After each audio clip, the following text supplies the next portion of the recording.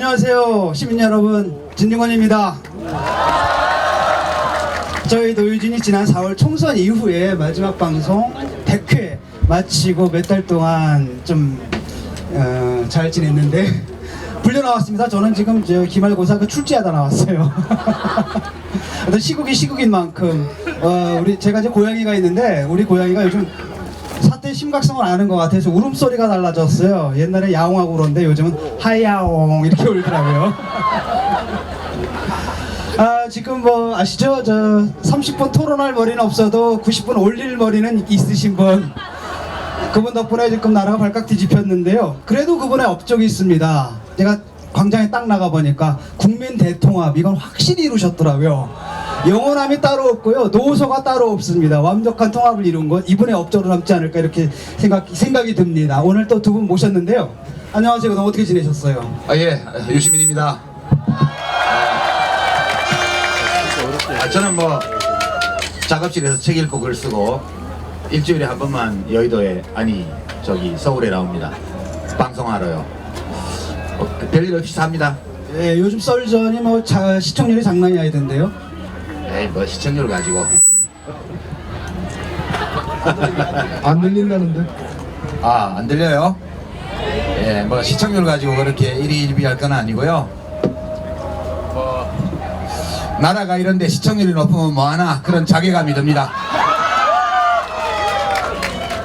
맞습니다. 예, 뭐 저야 뭐 6번째 촛불까지 매일 촛불 들고 매주 촛불 들고 동서남북 다 헤매고 있습니다.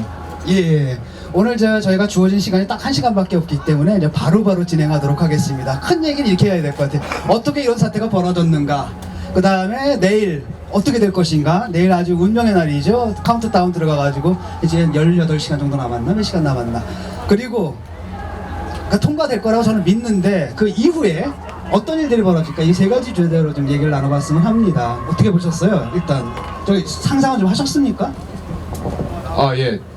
2달 전만 해도 오늘의 이 상황을 전혀 상상 못했죠. 역시 인간의 상상력에는 한계가 있구나.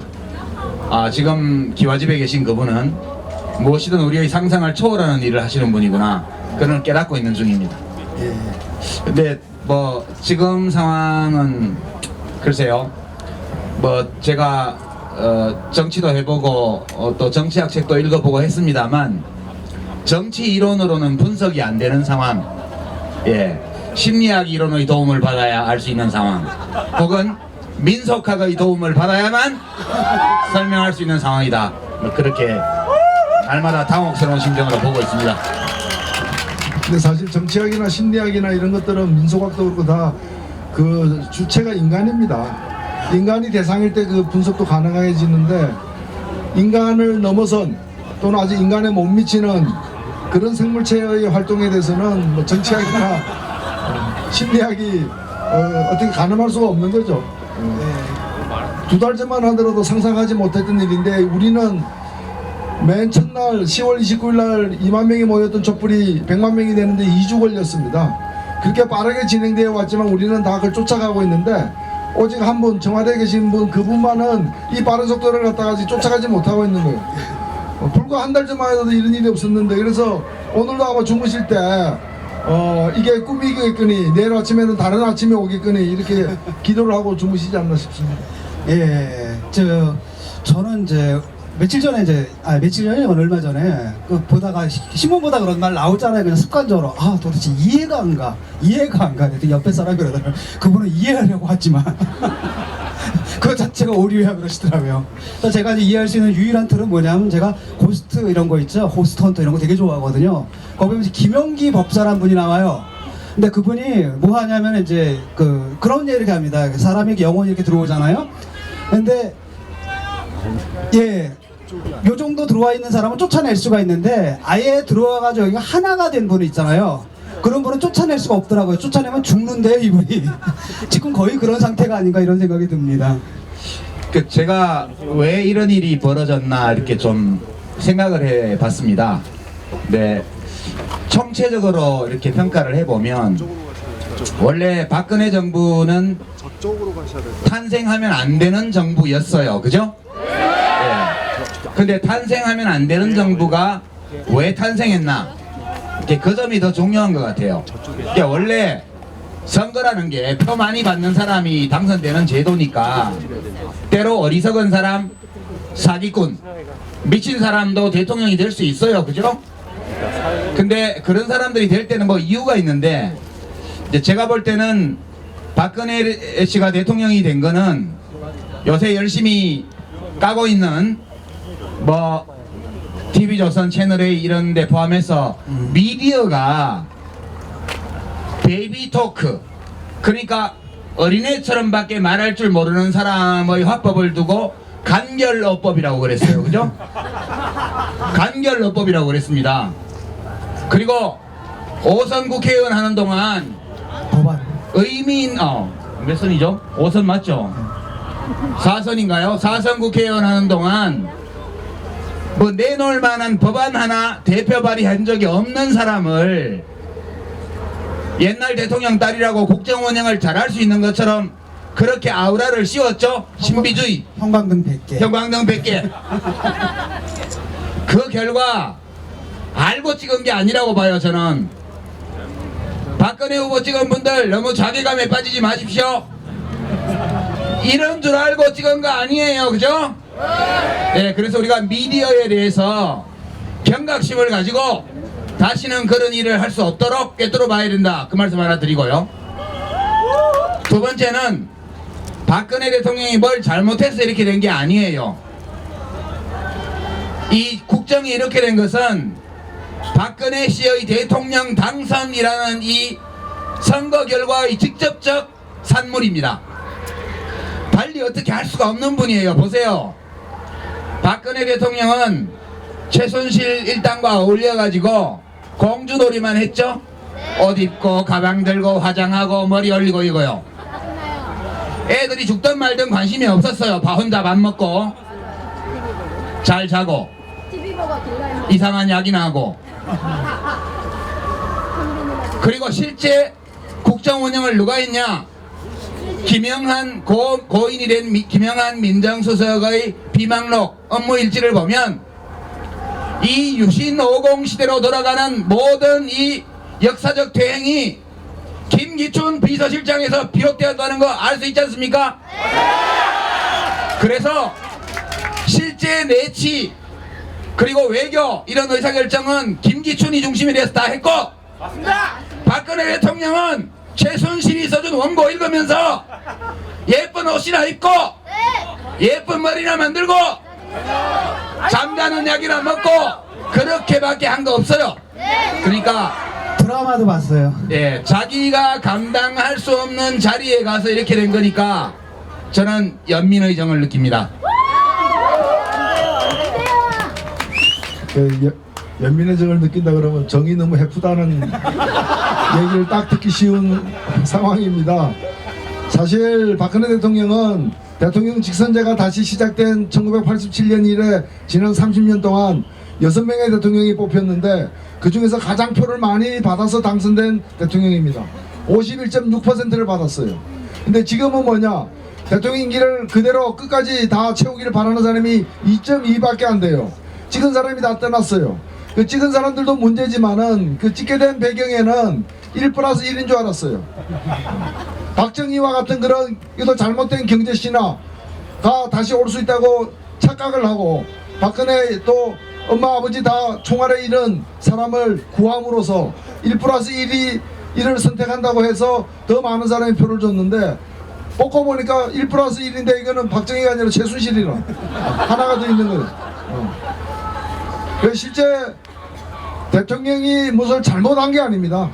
잘못한 게 아니라 대통령이 되어서는 안 되는 사람이 대통령이 된 게 이번 사태의 본질이고 이 사태의 비극성이 있다고 보기 때문에, 그래서 대통령이 되어서 안 될 사람이니까 지금이라도 하루빨리 그냥 내버려둘 게 아니라 지금이라도 하루빨리 끌어내리는 것만이 우리가 뒤늦게라도 제대로 정리정돈하는 일이라 저는 생각합니다. 예. 제가 좀 궁금한 건 있거든요. 뭐냐면은 지금 청와대에서 도대체 무슨 생각을 하고 있을까? 대통령이 생각하고 있어. 아니 원래 그 유 작가님께서 내재적 접근을 참 잘하세요. 그래가지고 내재적 접근을 할 때 이분이 지금 상황을 어떻게 보고 있는지 그게 좀 궁금해요. 예, 지금 대통령은 이런 생각을 하고 있을 것 같아요. 200만 명이 촛불 집회에 나왔잖아요. 4,800만은 박사모다. 왜? 촛불 집회 안 나왔으니까. 그죠? 그리고 촛불 집회에 나온 200만은 누구냐? 노사모, 정교조, 민주노총, 전농, 여론 좌파 빨갱이 단체가 200만이 나왔다. 우리나라에 간첩이 저렇게 많았구나. 내가 사퇴하면 큰일 나겠다. 헌법재판소 재판관들이 이 사실을 알면 나를 탄핵해서 구해줄 것이다. 이렇게 생각하고 있을 거라고 아무 근거 없이 저는 추측해 봅니다. 예, 뭐 분명한 사실은 오늘 저녁 박근혜 대통령은 혼자서 텔레비 켜놓고 밥 먹고 있었습니다. 예, 그리고 오늘은 그 4월 16일 날 보니까 오후 3시에 머리를 올렸다 그러는데 그 아까 3시쯤 세수했다는 얘기 아닙니까? 아침 세수를 오후 3시에 하는 사람도 이게 있는데 오늘은 아마 바깥 일정이 없었기 때문에 세수 안 하고 아직도 안 하고 그냥 텔레비 보고 드라마 봤겠죠. 그리고 유영아 변호사가 전화를 했을 겁니다. 내일 탄핵되더라도 걱정하지 마세요. 헌재에서 충분히 꺾습니다. 아마 한 7대 2 정도로 해가지고 꺾을 겁니다. 걱정하지 마세요. 그때까지 버티면 됩니다. 그 말을 믿고서 여기까지 버티고 있는 게 아닌가 그런 생각입니다. 예, 저는 이제 진짜 화나는 게 뭐였냐면 그 민경욱 대변인인가 그 사람 있잖아요. 웃잖아. 근데 자기가 그 발표를 하는데 그게 웃을 순간이냐는 거예요. 저도 그날 기억을 하거든요. 계속 강의 끝나고 와서 또 보고 또 밥 먹고 와서 또 보고 하면서 아이들 걱정을 하고 있는데 국민이 앉아가지고 그 끔찍한 발표를 하면서 웃더라고요. 미친놈이라 그래요. 그리고 본인은 또 앉아가지고 머리에 올릴 생각을 그 청담동에서 불러야 되잖아요. 그 어떻게 비칠까 그 생각을 했던 거고 또 하나 화나는 게 뭐냐면 그 누구죠? 안종범인가? 이 친구가 그 다음날 YTN에다가 전화를 하잖아요. 왜 그 자기가 찍어낼 사람 비리 줬는데 보도 안 하냐고 언제까지 세월호 이걸로 떠들 거냐고 그 다음날 이럴 때 이 사람들 머릿속에 도대체 뭐가 들어있나 그게 정말 화가 나더라고요. 예. 그래서 지금 저 탄핵까지 오긴 했는데 아주 기나긴 길을 걸어왔습니다. 그러면서 또 국민들이 한편으로는 박근혜 탄핵을 얘기를 하지만 그 과정에서 보여준 야당들의 약간의 갈짓자 멈칫거림에 대해서도 굉장히 뭐랄까 그게 많습니다. 그 분노의 목소리가 또 있거든요. 그 부분에 대해서는 어떻게 생각하십니까? 예, 그건 묻어놔. 아, 지금 이 판국에 자꾸 그거 들춰봐야 좋을 게 없어요. 예. 그 문제는 탄핵해놓고 나서 따지기로 하고요. 예. 탄핵할 때까지는 예. 얼굴이 네모다 세모다 서로 욕하지 말고 얼굴이 네모면 어떠고 세모면 어때? 탄핵에 찬성만 하면 되지. 그죠? 예, 그렇게 생각하고요. 그 말 나온 김에 예. 오늘 친박 쪽에서 뭐 하나 가지고 나왔죠. JTBC가 보도한 태블릿 PC가 최순실 게 아니다. JTBC가 조작했다. 손석희 사장을 뭐 청문회에 불러내야 된다. 그게 밝혀지면 탄핵이 부결될 거다. 이런 얘기 오늘 하는 거 들으셨죠? 조금 이따 8시에 JTBC 손석희 앵커가 오늘 그 태블릿 PC의 입수 경위, 보도 경위를 다 깐다고 그럽니다. 좀 이따가 실시간으로 보시고요. 근데 보시기 전에 제가 JTBC에서 들은 얘기가 아니고 제가 독자적으로 취재해서 알게 된 것 몇 가지 말씀드릴 테니까 여러분들 중에 혹시 그러면 어떡하지 걱정하시는 분들 마음 놓으시라고요. 확실한 팩트를 몇 가지 말씀드립니다. 첫째, 그 태블릿 PC는 이사 나간 WK 사무실에 남아있던 책상 딱 하나, 고영태 상무의 책상 서랍에서 나왔다. 확실합니다. 허영태. 아, 그 좀 연어까지야. 둘째, 그 태블릿 PC는 이미 검찰에서 이야기가 일부 나온 바와 같이 최순실의 제주행 독일행 동선과 일치하는 시간과 위치에서 사용됐다는 것이 이미 검찰 조사에서 확인됐습니다. 옵차범위 10m랍니다. 예. 세 번째, JTBC는 그 블루케이 사무실 문을 열어준 관리회사 직원한테 돈 안 줬습니다. 그리고 그 사무실 문을 유일하게 JTBC 기자에게만 열어준 그 시민, 이 왜 그랬냐 하면 JTBC가 유일하게 믿는 언론사여서 그랬다고 합니다. 그리고 JTBC는 그 PC를 가져다가 백업해놓고 원본은 검찰에 갖다 줬습니다. 여기까지가 팩트고요. 예, 나머지 오늘 저도 흥미진진한데 JTBC가 어떻게 보도하는지 한번 보겠습니다. 마음 품 놓으시고 오늘 뉴스룸을 즐겨주시기 바랍니다. 근데 저 JTBC 직원은 아닙니다. 저도 JTBC한테 들은 거 아닙니다. 팩트만 몇 개 얘기하겠습니다. 그 JTBC 기자에게 문을 열어준 사람이 정의당 당원입니다. 또 있습니다. 지금 JTBC가 지난 10월 24일 날 밤에 이걸 보도했을 때 그 소식을 듣고 박근혜 대통령이 가장 후회한 게 뭐냐, 이번 청문회에 와서 이재용 삼성 부회장이 얘기했지만은 삼성 이재용 부회장이 박근혜 대통령을 만난 게 2번입니다. 2번 다 돈 요구받았고요. 그리고 2번 다 손석희 교체를 요구받았습니다. 그래서 그쪽은 우리한테 떨어져 나간 지 벌써 됐는데요 라는 얘기까지 한 것도 다 팩트입니다. 그러니까 박근혜 대통령 아마 후회 막심일 겁니다. 그때 손을 봐야 되는데 손을 손봐야. 근데 우리는 앞으로 계속 손 볼 수 있겠죠? 예, 그 내일 또 저 탄핵인데요. 어떻게 전망하십니까? 이제 전망에 여러 가지 나와 있습니다. 친박에서는 뭐 195 정도 나올 거다, 부결될 거다. 그 다음에 비박계에서는 한 220까지 가겠다. 그 다음에 민주당 쪽에서는 한 230, 40, 50까지도 갈 수 있다. 이런 전망이 나오는데 어떻게 전망하십니까? 예, 일단 뭐 전망보다도 저희들은 그 정의당은 이제 목표를 가고 일하는 당이니까 걱정하지 마십시오. 어떤 일이 있더라도 200석 넘게 탄핵 찬성하도록 만들겠습니다. 예, 물론 비행기도 활주로에서 떠야 뜨는 것입니다. 모든 표결은 뚜껑을 열어봐야 하는 것입니다.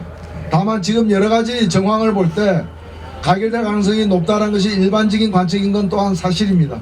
언론에서도 그렇게 보고 있고 바로 이 국회 안에서도 그렇게 보고 있습니다만은 인간의 일이라는 게 또 모르기 때문에 마지막까지 저희들이 긴장을 늦추지 않고 최선을 다하려고 그러고요.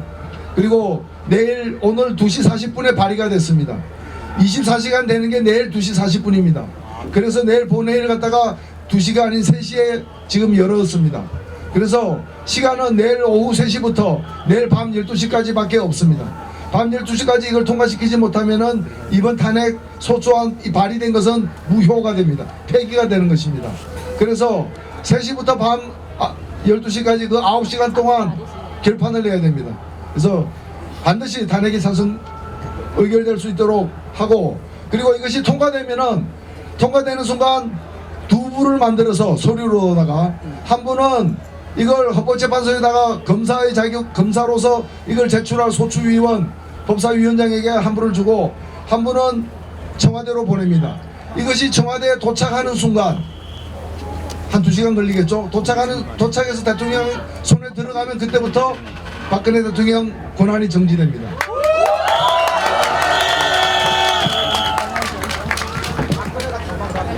예, 이 탄핵이 가결돼야 되는데 좀 걱정이 있으시죠?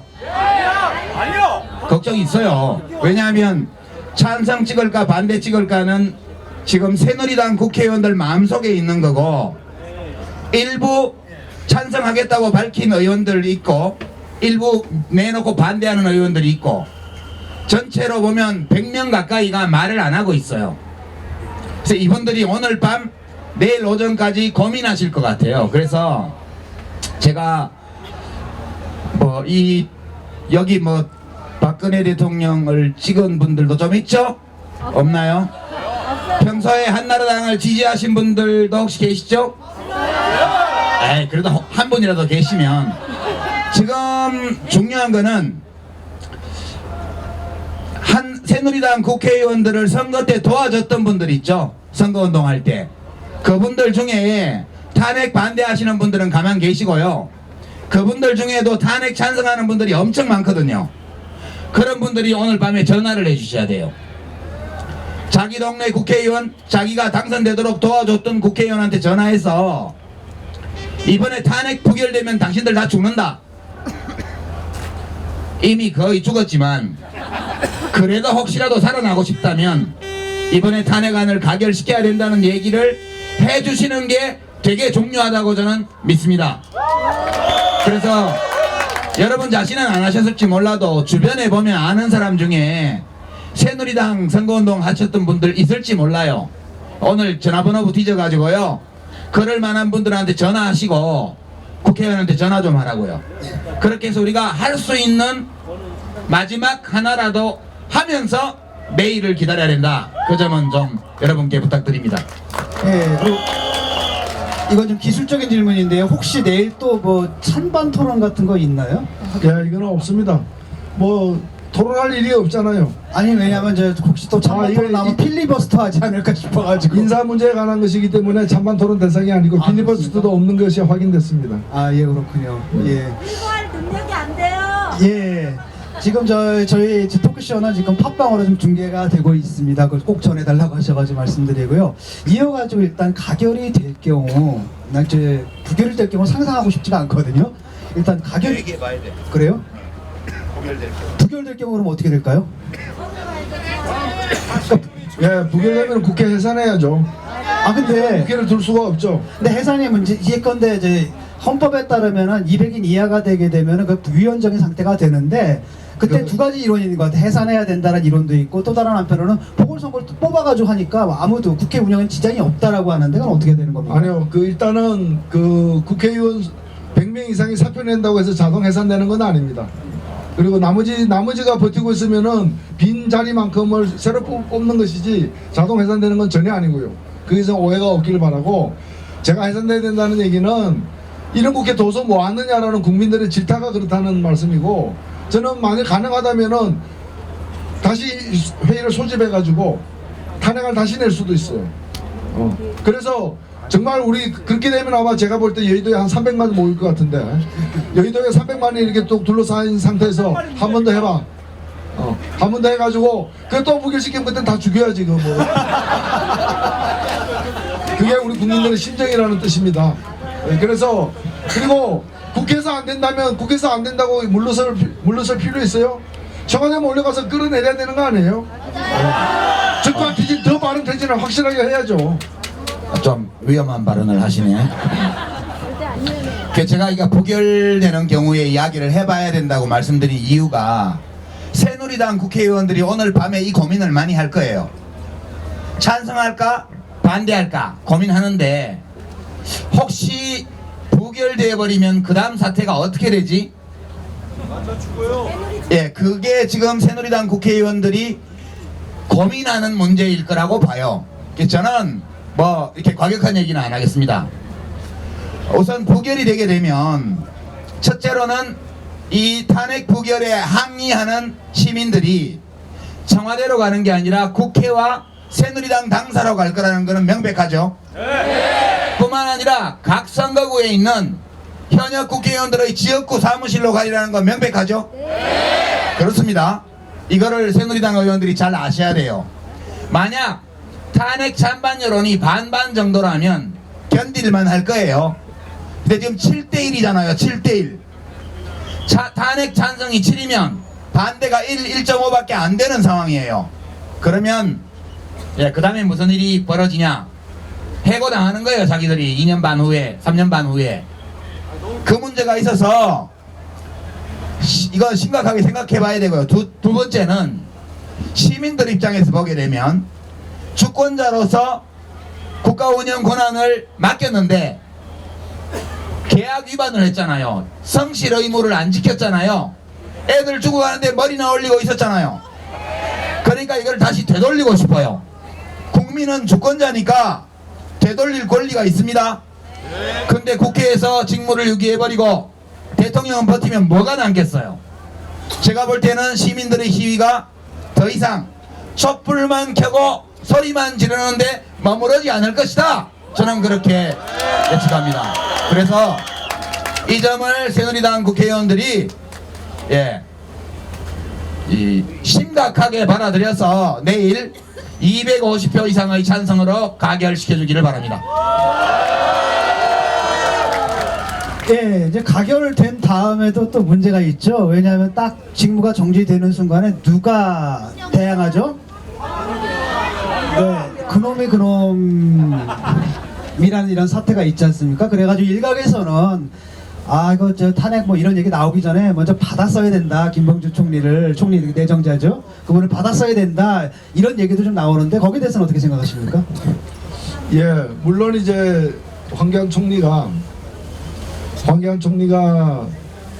뭐 대통령의 아바타나 다름없기 때문에 대통령을 물리치면서 황교안 총리를 그대로 두는 것은 정말 끔찍한 상황이라고들 많이들 보십니다. 그러나 지금으로서는 자동으로 대통령이 탄핵되는 순간 자동으로 황교안 총리로 넘어가게 돼 있고 이걸 또 다른 총리로 바꾸기 위해서 대통령하고 타협할 의사가 협상할 의사가 전혀 없어요. 이거 하는 것도 불가능하지만 전혀. 그래서 그리고 제가 황교안 총리라는 사람을 조금은 압니다. 조금은 아는데 그렇게 걱정할 필요 없어요. 황교안 총리는 뭐 따지면은 우주로 보자면 스스로 빛을 내는 사람이 아니에요. 다른 빛을 받아서 발광을 하는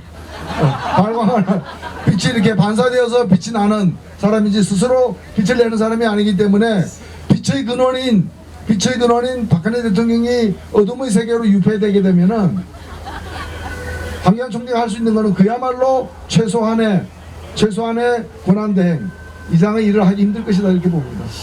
우리 노회찬 대표님은 황교안 총리하고 고등학교 동기 동창이죠? 네, 죄송합니다. 아니 죄송할 거 없어요. 그렇게 생각하고 있습니다. 황교안 총리가 대통령 권한대행을 하게 되는데 그것 때문에 걱정하시는 분들이 좀 계신 것 같아요. 그래서 안 그래도 여쭤보려고 그랬거든. 예. 황교안 씨가 소시적부터 좀 용기 있는 사람이었어요? 한 번도 본 적이 없습니다. 예, 이 점이 포인트예요. 그러니까 황교안 총리는 좋게 말하면 범생이고요, 모범생이요. 이렇게 정해진 대로 가는 사람이에요. 그 장점이죠. 그런 거는. 나쁘게 말하면 정의감이나 용기가 별로 없는 분이세요, 제가 보기에는. 그래서 저는 김병준 씨가 권한대행을 하거나 손학규 씨가 권한대행을 하는 것보다 황교안 씨가 권한대행을 하는 쪽이 오히려 마음이 놓인다. 예, 엉뚱한 일을 할 가능성이 적어요. 갑자기 뭐 개헌 추진을 한다든가 이런 거요. 정계 개편을 하려고 그런다든가 이런 거 못할 분이세요. 그래서 저는 황교안 총리가 권한대행을 하는 쪽이 외려 낫지 않나? 라는 사회 일각의 아주 몰지각한 일부 사람들의 의견을 오늘 말씀드립니다. 아니 정확하게 보신 것 같아요. 저도 그렇게 봅니다. 별로 걱정할 거 없다. 예. 또 하나 걱정은 이 체제가 너무 오래 가지 않을까. 뭐 이론적으로는 사실 6개월까지도 갈 수 있는 거지 않습니까? 헌재에서 심판하는 과정이. 근데 어떻게 그 전망하십니까? 일각에서는 이게 예상보다 빨리 나올 수도 있다라는 얘기도 있고요. 지금 국정조사 특위 우리 윤소아 의원 와 계십니다만은 국정조사 특위의 청문회가 3번 더 남았습니다. 14, 15, 19 3번 더 남았고요. 그 다음에 올해 말부터 이제 특검이 시작되게 됩니다. 특검이 시작되면 이게 짧아도 2월 말까지 갑니다. 그리고 한 번 더 30일 연장할 수도 있고요. 2월 말까지 가게 되고 이 과정에서 많은 새로운 사실들이 나올 수 있다고 저는 사실 생각하고 있습니다. 그렇기 때문에 현재는 헌재대로 압박을 대단히 많이 받을 것이고요. 그리고 헌재는 뭐 실제로 보면은 6개월 이상도 가도 법적으로는 문제가 없습니다. 법적으로 문제가 없지만은 헌재가 지금 우리 국민들의 들끓는 심정이라거나 또는 헌재의 속성, 권력의 약한 그 속성. 근데 지금 권력이 누구 손에 넘어갔습니까? 국민이죠.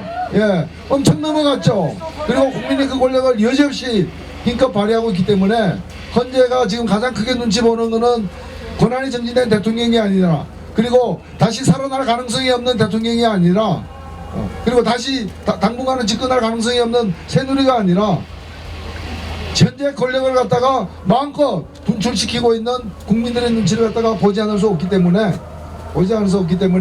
저는 그렇게 긴 기간이 소요되지는 않으리라고 봅니다. 예, 이 문제는 이제 오늘 방송 나올 썰전에서 우리 전원책 변호사님하고 저하고 한참 논쟁을 했어요. 월요일날 녹화할 때. 근데 녹화 끝나고 이번 주에도 모여서 추가 녹화 해야 될까요? 이렇게 얘기했더니 전원책 변호사님이 이번 주에는 없어. 다음 주에 혹시 몰라 그러시더라고요. 근데 이번 주는 없어요. 없는데 월요일날 녹화하는 게 나가는데 얼마 전에 왜 추미애 대표가 욕 되게 먹었죠. 김무성 대표하고 만나가지고 김무성 대표가 메모지 들고 나온 게 사진에 찍혔잖아요.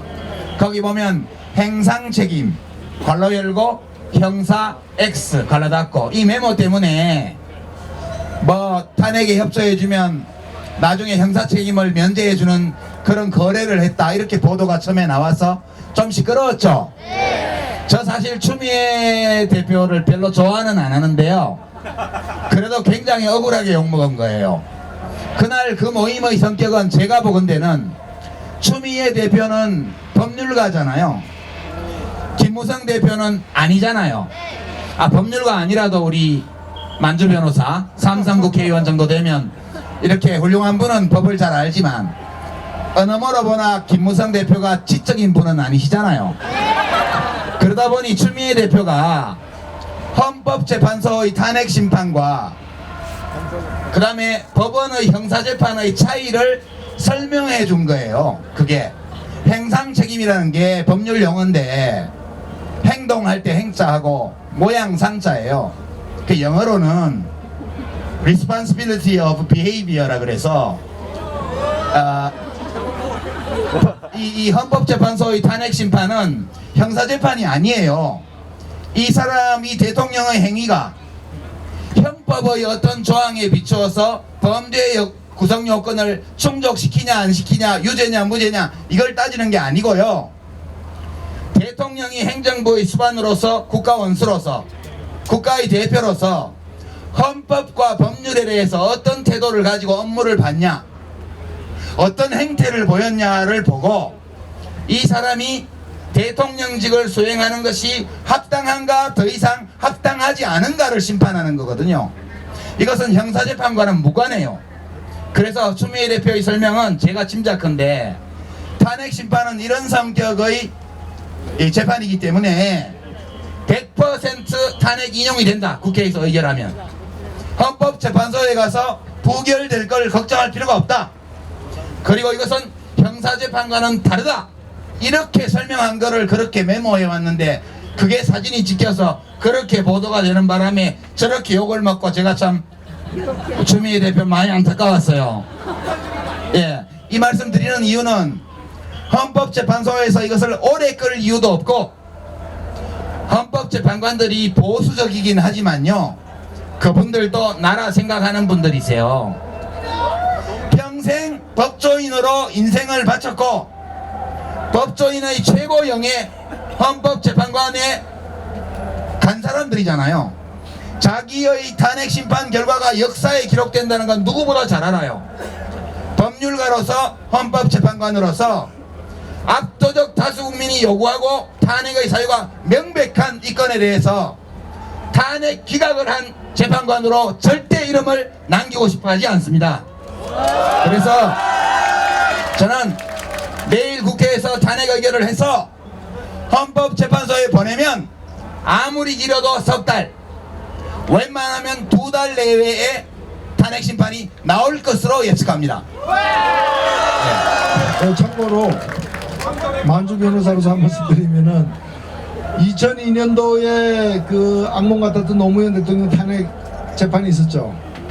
그때하고 지금하고 다른 게 뭔가 하면 그 사이에 헌법재판소 법이 바뀌었어요. 그래서 그때는 노무현 대통령 탄핵에 대해서 다수가 탄핵 반대를 했는데 소수가 탄핵 찬성했죠. 그 소수의 이름이 안 밝혀졌거든요. 안 밝히게 돼 있었어요. 근데 이제는 다 밝히게 돼 있습니다. 그래서 그 누가 반대했으며 또 반대한 이유를 또 밝히게 돼 있어요. 소수 의견을. 그렇기 때문에 웬만큼 강심장이 아니라 심장이 없는 사람만이 그렇게 할 수 있을 거예요. 심장이 조금이라도 있으면 그렇게 하기 힘들 것입니다. 예. 또 한 가지 이제 걱정된다라기보다도 논란이 되는 게 이런 겁니다. 이제 보수 언론에서 떠들기를 니들 자꾸 탄핵 얘기한 다음에 그 다음 로드맵이 없지 않냐. 그래가지고 그 다음 또 로드맵 얘기를 하면 벌써 대선 생각한다. 뭐 또 이렇게 얘기를 하거든요. 그래서 한편으로 보게 되면은 지금 나와서 이거 뭐 직무정지 시킨 다음에 헌법재판소에서 이제 탄핵이 결정된 다음에 그 다음에 뭐 대선이 이제 시작될 텐데 아직 준비도 안 됐잖아요. 근데 거기에 대해서 지금 준비를 해야 되나? 그래서 해야 된다고 주장은 벌써 대선이냐라고 얘기를 하고요. 그 얘기 안 하면 무책임하다 이렇게 얘기를 한단 말이죠. 도대체 어떻게 되나 이럴 때는. 아니 그 얘기를 안 하면 무책임하다고 그러는 게 아니고 말을 잘 못한다고 그래요. 사실 문재인 대표님 가셨나? 지난번에 뉴스룸에 나오셔가지고 손석희 앵커가 몇 번 물어본 게 그거잖아요. 그 내용이에요. 그 다음에 어떻게 되냐, 어떤 구상을 갖고 있냐. 근데 그 얘기를 꺼내면 꺼내는 즉시 자기가 대통령 되고 싶어서 이미 로드맵 다 가지고 탄핵을 몰고 가는 거다, 이렇게 반응이 나오게 돼 있으니까 물론 문재인 씨가 뭐 말을 잘하는 분은 물론 아니죠. 그렇지만 뭐 말을 못해갖고 그 얘기를 안 한 건 아니라고 봐요. 순간적으로 이거 얘기했다 큰일 나겠다 이런 것 때문에 말씀을 못한 게 아닌가, 그렇게 제가 일방적으로 짐작해요. 그렇게 짐작하고요. 그래서 직접 대권 뛰실 분들은 이런 얘기하면 곤란하고 제가 대신할게요.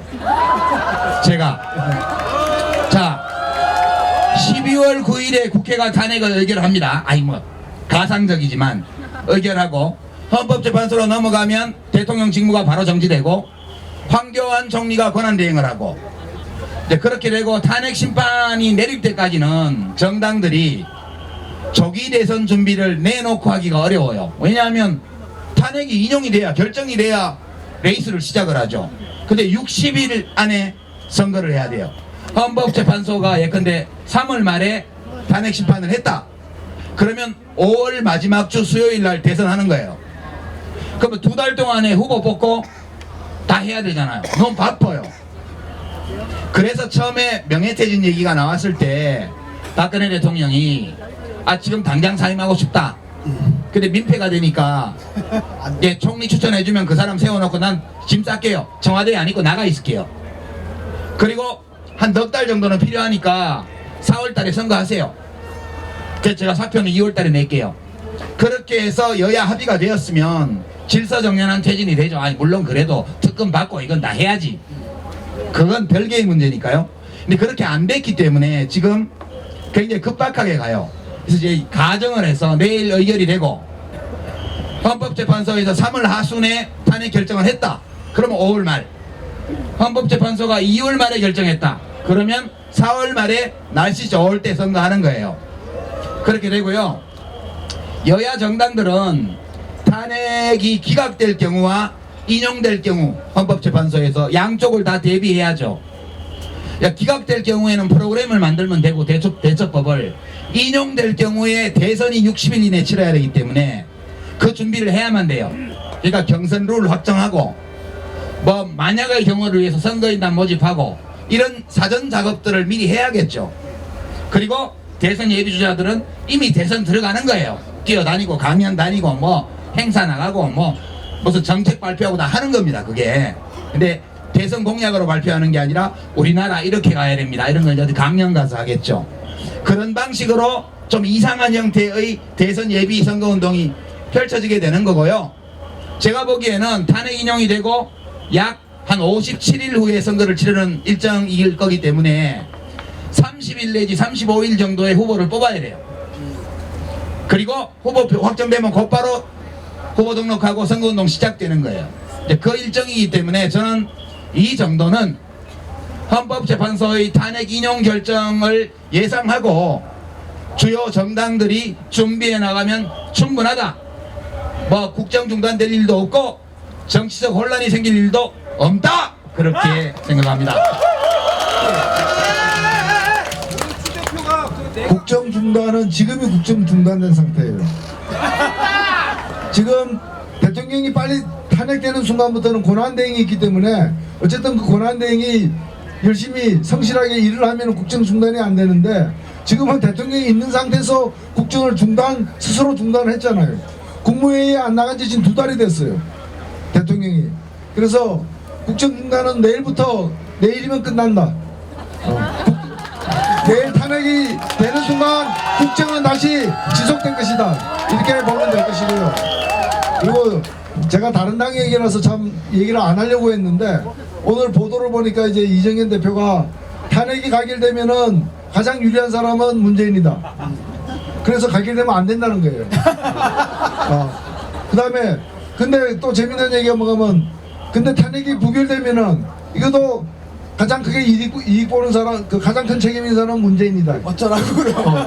그래서 내가 그걸 보고서 이정현 대표 혹시 누가 당신을 낳으셨어 이러면 문재인이다. 모든 문재인이에요. 근데 이거를 그런 식으로 해가지고 그러니까 자기들은 문재인 싫어하는데 탄핵이 가결되면 문재인 덕 보는 거니까 탄핵을 찬성하지 말라고 비박계에다가 윽박지르는 그런 상황인데 이 탄핵 문제는 국민이 원해서 하는 겁니다. 그렇지 않습니까? 네. 국민 절대다수가 원해서 하는 거니까 반드시 해야 되는 거예요. 반드시 해야 되는 거고 그 다음에 대선 때 새누리당 쪽박 차는 거는 자기들이 업보 아니에요? 그 자기들이 참 박이 쪽박 아니에요? 자기들이 써야 될 박이 독박 아니에요? 그래서 그 문제라서 남탓할 문제는 아니고 남은 야당들이 그 주어진 상황에서 그리고 가능한 어떤 전망을 가지고 최선을 다하면 되는 것입니다. 그리고 2달이나 해서 대통령 못 뽑습니까? 올해 뜸들여서 대통령 뽑아가지고 저런 대통령 우리가 뽑은 거 아니에요? 그래서 이미 대선에서는 작년부터 시작된 거고요. 국민들 마음속에 다 이렇게 나는 누구 찍을까가 그때그때 바뀌더라도 형성되어 가는 거고 또 새로운 사람이 나타나면 새로운 기운을 모아낼 수도 있는 것이고 충분히 우리 국민들이 2주 만에 100만 명 모인 국민들이 대통령 하나 이제 제대로 못 뽑겠습니까? 예, 그런 걱정할 필요가 전혀 없습니다. 제가 볼 때는. 예, 앞으로 지도자가 미래를 내다볼 해안을 가지신 분을 뽑아야 되는데, 역시 홍경영 씨 아닌가, 이런 생각이 들어요. 내 눈을 바라봐. 지금 소름 끼칠 정도로 정확하더라고요. 저 놀랐습니다. 그분한테 정말 신기가 있는 게 아닌가, 이런 생각이 좀 들었는데. 고장난 시계는 하루 2번 정확히 맞아요. 조선일보 얘기랑 관련해가지고요. 사실 고용태 씨가 그 자료 있잖아요. 촬영한 거, 그걸 작년 초에 갖다 줬대요. 조선일보에다가. 14년 12월. 12월인가요? 재작년 말. 아니, 근데 보도를 안 했던 거 아니에요. 눈치 보고 있다가 총선에서 딱 참패하니까 친박 가지고는 안 되겠다 싶었는지 그때 슬쩍 건드리다가 의도맞고 들어갔다가 데이스티비 터지니까 그때 이제 또 숟가락 얹었거든요. 근데 잘 같이 나가다가 요즘 또 삑사리를 내더라고요. 이 사람들이 뭐라고 내냐면은 바로 내일 일정이에요. 뭐냐, 예컨대 탄핵이 가결이 되잖아요. 가결이 된 다음에 우리는 그러면은 박근혜 대통령 즉각 하야하라고 외칠 수 있느냐 없느냐. 그러니까 이 사람들이 사설 쓰기를 뭐냐면은 탄핵 가결됐는데 그걸 외치는 건 뭐 초헌법적이고 하여튼 이런 식으로 비난을 하거든요. 근데 내일 가결이 될 경우 우리 촛불은 어떻게 해야 되나요?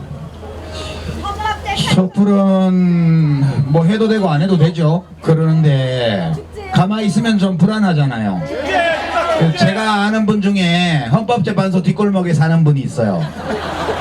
헌법에 대해 굉장히 요즘 주말마다 고달프대요. 집에 가려면 주민등록증 보여주고 들어가야 된대요. 그 일대를 다 경찰이 맡고 있기 때문에. 그래서 걱정이 태산이더라고요. 헌법재판소가 빨리 탄핵 결정을 해야 되는데 그걸 오래 끌면 오래 끌수록 주말이 아니라 평일에도 몰려올 거 아니냐. 그래서 한숨을 푹푹 쉬고 있기에 제가 그 동네 뿐만 아니라 알고 있는 새누리당 국회의원한테 다 전화하라고 얘기했습니다. 내 좀 살리도 그렇게 그런 문제라서 저는 이제 탄핵 결정 이후에 국회의 탄핵 의결 이후에 박근혜 대통령이 할 수 있는 일이 있고 시민들이 할 수 있는 일이 있다고 봐요. 박 대통령이 할 수 있는 일은 2가지예요. 첫째는 지금처럼 청와대를 벙커원으로 만들어 가지고 계속 혼자 밥 먹으면서 농성하든가, 그렇지 않으면 적당히 봐서 사임하는 거예요. 사임하면 탄핵 심판은 중지되게 되어 있습니다. 제가 아는 바로는 이미 사임했기 때문에 굳이 탄핵 심판을 해야 될 거는 아니라고 규정이 되어 있다고 그러더라고요. 그게 이제 박근혜 대통령의 선택이고요. 시민들의 선택은 그냥 헌법재판소를 믿고 기다리거나, 아니면 좀 못 믿어서 열심히 격려를 하러 가거나. 격려예요, 격려. 항의를 하거나 헌법재판소를 포위하거나 헌법재판소로 쳐들어가는 게 아니고, 이제 음악 하시는 분들이 노래 하나 만드셔야 돼요. 헌법재판소, 헌법재판소, 우리 헌법재판소, 훌륭하신 헌법재판소, 이런 거 만들어가지고 합창단 조직해서 날마다 가서 출퇴근 시간에 노래 불러드리고, 예, 그렇게 해서 헌법재판관들을 애국심을 가지고 하실 수 있도록 고무 격려하는 일, 뭐 어떤 방식으로 고무 격려하는지는 여러분이 알아서 하셔야죠. 네, 그 두 가지 중에 하나를 하면 된다, 저는 그렇게 생각합니다. 예. 지금 우리나라가 이제 87년에 헌법재판소를 새롭게 만들면서 대통령 탄핵을 180일 이내에 하도록 했는데요. 그 이전에도 탄핵 제도는 원래 있었습니다. 그리고 과거에는 탄핵이 60일이었어요. 탄핵 심판을 60일 이내에 하도록 했기 때문에 원래 탄핵 심판하는 것 자체가 그렇게 시간이 많이 주어지는 게 아니에요. 오히려 신속하게 재판함으로써 헌정 질서를 갖다가 안정적으로 유지하는 게 그런 배려가 있어야 된다고 보고요. 그 다음에 지금 말씀하신 대로 대통령이 할 수 있는 일은 탄핵 심판 당하는 일이 하나 남아 있고요. 또 하나만 가면 그 전에 그럴 가능성이 높아 보이면 그 전에 스스로 물러나는 게 남아 있습니다. 그래서 대통령이 자진해서 사퇴하는 것은 국회에서 탄핵 소추가 의결된 뒤에도 대통령이 직접 스스로 물러나는 것은 초헌법 상황이 전혀 아닙니다. 그건 합법입니다. 준법이에요. 그리고 오히려 권하고 싶은 것이고요. 그래서 대통령이 지금 계속 청와대에서 권한대행으로서 아무 일도 못하면서 그냥 관저에서 TV 보고 밥 먹으면서 남아있느냐, 아니면은 보따리 사고 노련동으로 가느냐. 저는 국민의 조금이라도 미안한 감이 있다면은 빨리 보따리 사서 노련동으로 가고 일반인으로서 서울지검을 오가면서 수사를 받는 것이, 그것이 우리 국민들에 대한 최소한의 예의라 생각되기 때문에 국회 탄핵 이후에도 왜 탄핵은 국회에서 할 일을 한 거고, 헌법과 법률을 위반했으니까 국회에서 탄핵을 한 거고, 탄핵은 탄핵이고, 우리 국민 입장에서는 너 빨리 내려와, 당장에 퇴진하시오라는 얘기를 충분히 할 수 있고 또 해야 된다고 저는 생각합니다. 벌써 제가 하나만 덧붙이면요, 헌법재판소 홈페이지에 접속하시면 헌법재판관은 어떤 분들인지 다 나오잖아요. 제발 이렇게는 하지 마세요. 손팻말 써가지고 아무개 헌법재판관님 부결 탄핵 기각하면 가만 안 있을 겁니다, 이런 거 하면 안 돼요. 그런 거 하면 안 되고, 아무개 헌법재판관님 존경합니다. 아무개 헌법재판관님 사랑합니다. 아무개 헌법재판관님 믿습니다. 아무개 헌법재판관님 훌륭한 결단을 저희가 영원히 기억하겠습니다. 영원히의 방점을 찍어요. 영원히 기억하겠습니다. 그러니까 긍정적으로 헌법재판소에서 만장일치 탄핵 인용 결정이 날 거라는 가정 아래 손팻말 만들고 노래 불러드리고, 그죠? 헌법재판소에 성금까지는 아니라도 요새 저것 때문에 안 되니까요. 그 김영란법 때문에 손글씨로 편지 써서 보내고 이렇게 돈 안 되는 거 있죠? 이런 거 하고, 그렇게 해서 긍정적인 방향으로 누가 보기도 이쁘게, 예, 그렇게 좀 밤에 가서 소리 지르지 말고요. 예.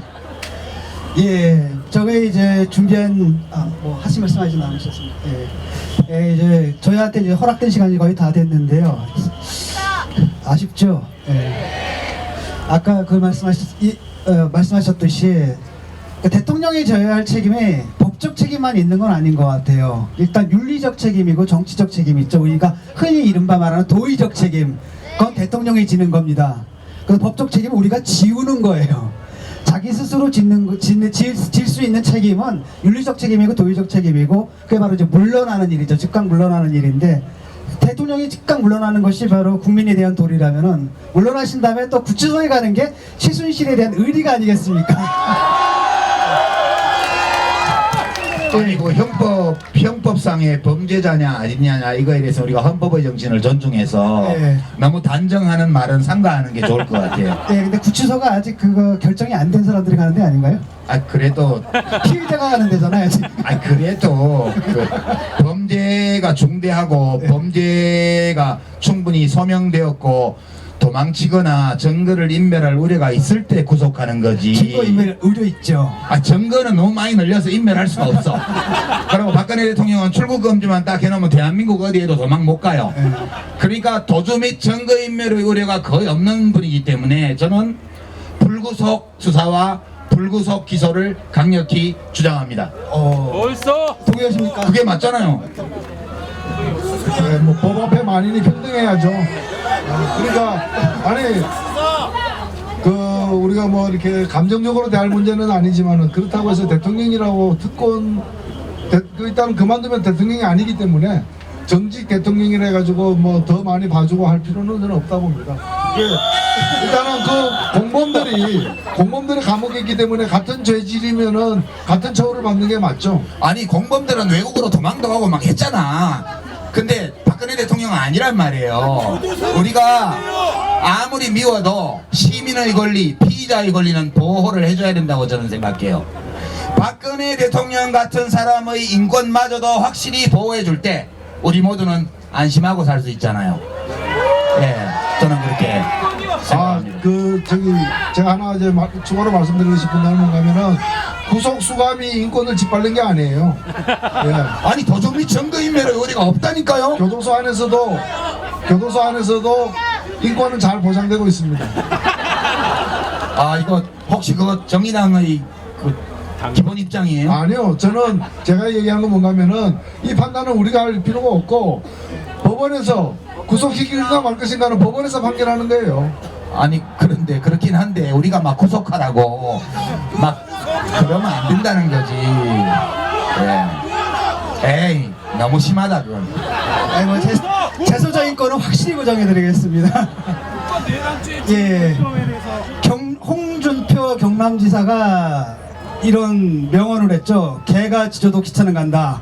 개가 짖어도 탄핵 열차는 갑니다. 자고우면하지 말고 국민들의 뜻에 따라 반드시 탄핵 통과가 이루어지길 바라면서요. 예, 우리 마지막으로 우리 두 분 인사 좀 예. 해주십시오.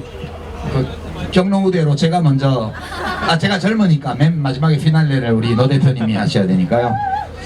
그 비가 오는데 지금 비옷 입으시고 지금 듣고 계신데 하여튼 뭐 저희만 이렇게 지붕이 가려 있어서 죄송합니다. 근데 빗물 떨어져서 우리도 맞았어요. 그리고 한 가지 더요. 그 아까 SNS에 보니까 누가 노유진 여의도에 온댄다. 그 동네 사는 사람 나가 사인 받으라. 이런 멀지각한 글을 어떤 분이 올려놓으셨던데요. 지금 엄중한 상황에 지금 탄핵 국민행동에서 오늘 바로 우리 빠지면 집회를 할 건데요. 여기서 뭐 사인 같은 거 하고 받고 했다가는 진짜 맞아 죽어요. 그죠? 그냥 안 하고 그냥 갈 테니까 양해해 주시고요. 그리고 뭐 저는 사실 촛불 집회 이런 데 막 가서 하고 싶은데 제가 요새 방송인이잖아요. 물론 방송에서도 뚜렷한 입장을 얘기를 하긴 하지만 그거하고 연단에 올라가서 아무개 탄핵 퇴진 막 구속 이런 거 하고 좀 달라요. 그죠? 그것도 우리 전원책 변호사님 저하고 방송하시는데 제가 좀 무서워요. 야단 맞을까봐. 그래서 예, 저는 음지에서 압력하면서 양지를 지향하는 그런 활동을 계속 하도록 하겠습니다. 오늘 반가웠습니다. 저는 방송인이 아니고요, 통신인입니다. 통신 많이 하는 통신인인데, 예, 우리 유 작가께서 방송인이니까 앞으로 필요할 때 여러분들이 부를 때마다 노유진 방송에 계속 나오겠다는 뜻으로 이해하죠? 예, 오늘 바쁜데 시간 내주셔서 정말 고맙습니다. 예, 박수 한번 쳐주세요. 예, 지난 4월 말에 저 인사드리고요. 다시 찾은 노유진. 오늘 준비한 내용은 여기까지입니다. 오늘 여러분 수고 비 내리는 가운데서 경청해 주셔서 너무 감사하고요. 내일 탄핵 가결되고 마침내 그분이 하야하실 때까지 우리 함께 즐겁게 놀면서 상황은 진중하지만 지치지 않으려면 즐겁게 놀이하듯이 그렇게 싸우는 게 좋을 것 같습니다. 여러분 함께 해주실 거죠? 네, 감사합니다. 인사드리겠습니다. 마이크.